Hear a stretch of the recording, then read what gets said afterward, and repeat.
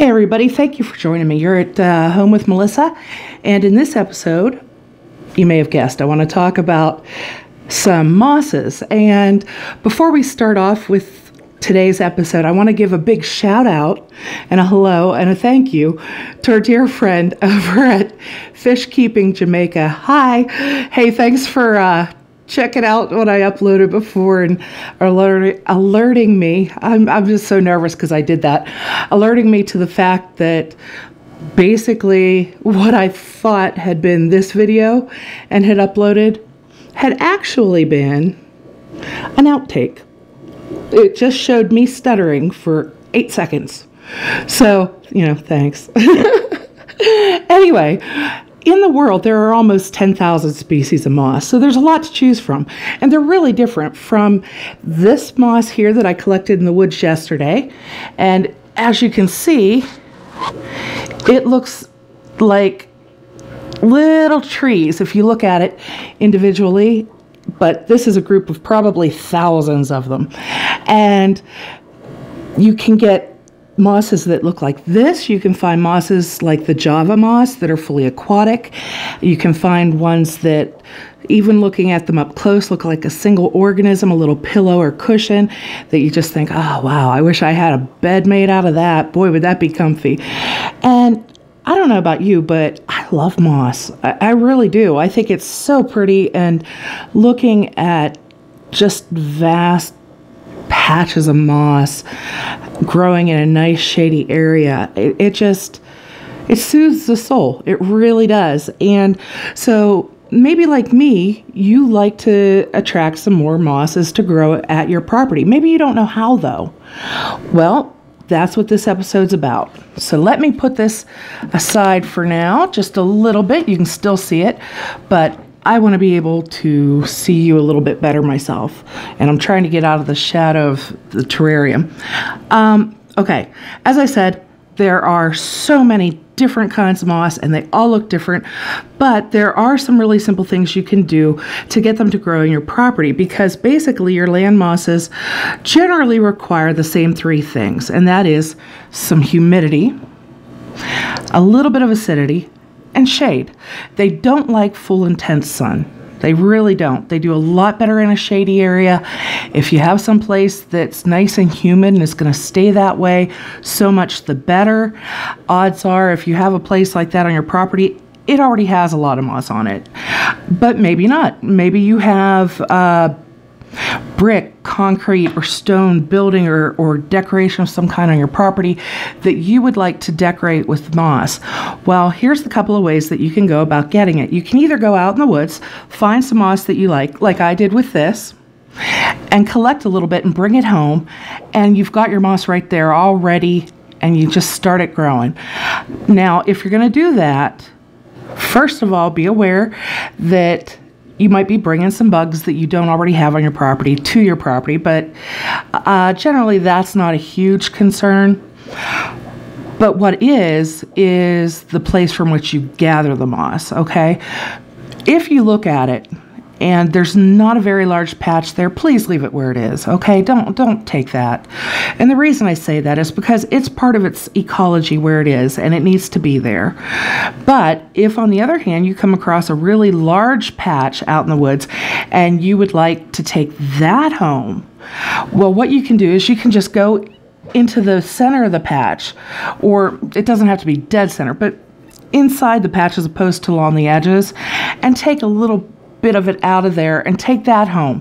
What'll happen is that moss will grow to cover that hole a lot better than it'll spread out to cover moss if you take it from the edges of it.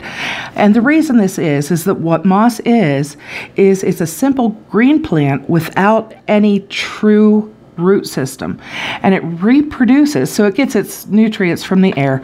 It reproduces using spores, okay? So if you take some moss out of the center of a big patch of moss, it leaves a little hole in there where the spores can fall in, and it's kept humid in that little space and things. It'll grow back a lot better and a lot faster than if you take some from around the edge of the moss, because then the spores are more likely to just blow off in the wind. So do it that way if you're going to collect it in the wild. If you'd rather just kind of encourage moss to grow at your place, there's a method called the paint-on method that works really, really well. And basically all that is just what it sounds like. What you do is you get either buttermilk or yogurt, and you paint it on to whatever you want moss to grow on. And you don't have to be all that careful with it either. You don't have to be neat. You don't have to be tidy. You don't have to worry about drip marks. You just get a paintbrush, a clean paintbrush that hasn't been used, or a pastry brush or something like that. Dip it in buttermilk or in yogurt, and then slap that on to whatever you want your moss to grow on. Reapply it every other day or so, and before you know it, you're going to have moss growing. Now, I did find a website that said that this method doesn't really encourage moss to grow any faster than it otherwise would, and that that's a wives' tale. However, I've used it myself. I think it does get moss to grow more quickly. I've also seen, even in very recent episodes of really popular gardening shows, I've seen them on television telling people to use that method as well. And so, you know, my experience and theirs says it does work. So I, you know, take it for what it's worth. I still am going to suggest that method because it really is easy. And basically you're giving the moss everything it wants to be able to grow there. You're giving it the right amount of acidity in the buttermilk or the yogurt. It's also going to hold humidity longer than if you were just to slap some water on there, because it's more viscous, it's thicker. It'll hold that moisture there onto whatever you paint it on longer than water would. And if you're reapplying it every couple of days, I really think that before you know it, you're going to have moss growing there. And I have heard from and seen it recommended from other people as well, that to make this go even more quickly, you, before painting your buttermilk or your yogurt onto whatever you want the moss to grow on, you get a little bit of moss, put it in the buttermilk or in the yogurt, put it into a blender and blend it up really well, and then slap it on. And logically, to me, this makes a lot of sense, because you're going to, if you're putting moss into the yogurt or buttermilk and blending it up, odds are there are spores in there from the moss, because if you have moss, there's probably spores in among it. And so if you blend it in with your yogurt or buttermilk before putting it on whatever you want the moss to grow on, you're putting the spores there along with a growth medium that it's going to like.